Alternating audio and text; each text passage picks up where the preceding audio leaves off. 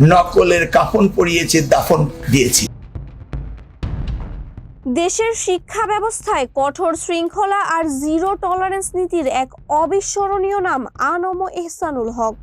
দীর্ঘ বিরতির পর আবারও শিক্ষা মন্ত্রণালয়ের নেতৃত্বে ফিরলেন তিনি। সামাজিক যোগাযোগ মাধ্যমে এখন আলোচনার কেন্দ্রে তার সেই চিরচেনা ইমেজ, যিনি একসময় পরীক্ষার হলে নকল বন্ধে হয়ে উঠেছিলেন মূর্তিমান আতঙ্ক।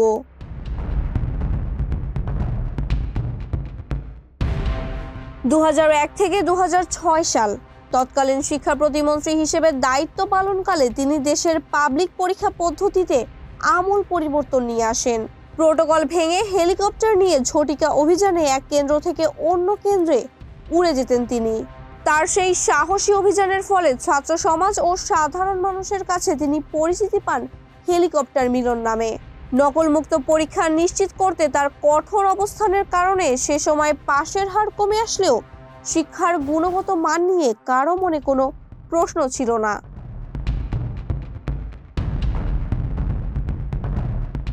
সদ্য দায়িত্ব গ্রহণের পর প্রথম কার্যদিবসেই তিনি গণমাধ্যমকে স্পষ্ট জানিয়ে দিয়েছেন, বিগত মেয়াদের মতো এবারও শিক্ষা মন্ত্রণালয়ে কোনো প্রকার দুর্নীতির ঠাঁই হবে না। চাঁদপুর থেকে নির্বাচিত সাবেক এই সংসদ সদস্যের প্রত্যাবর্তনে এখন সাধারণ মানুষের প্রত্যাশা আকাশচুম্বী। বিশেষ করে বর্তমান প্রজন্মের শিক্ষার্থীদের পড়াশোনায় মনোযোগী করতে এবং মেধার সঠিক মূল্যায়ন নিশ্চিত করতে তার কঠোর নীতি পুনরায় দেখতে চায় সচেতন নাগরিক সমাজ।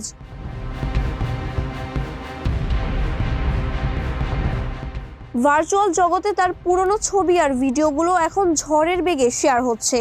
কেউ তাকে বলছেন নকলের জম, কেউ বা দেখছেন শিক্ষার হারানো গৌরব ফেরানোর কাণ্ডারি হিসেবে। নতুন চ্যালেঞ্জ নিয়ে ফেরা এই মন্ত্রীর অধীনে বাংলাদেশের শিক্ষা ব্যবস্থা কোন উচ্চতায় পৌঁছয় এখন সেটি দেখার বিষয়। মাহবুবা ইসলাম, মানবকণ্ঠ।